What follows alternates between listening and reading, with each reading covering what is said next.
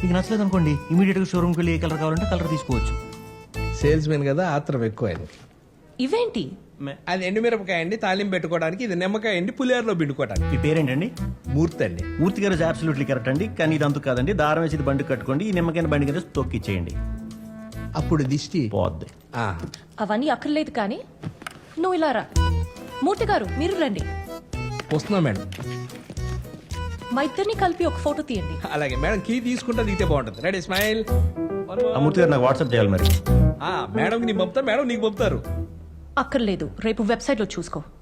ఏంటి? నువ్వు లంచం ఇస్తున్నావు అని ప్రూఫ్ కావాలి కదా, తీసుకో. మేడం మీకు మా బ్యాకింగ్ తెలీదు. ఏంటి రిస్క్ లో పడతారు. ఏంటి మీ గురించి తెలిసేది? మా మేనేజర్ ఎవరో తెలుసా?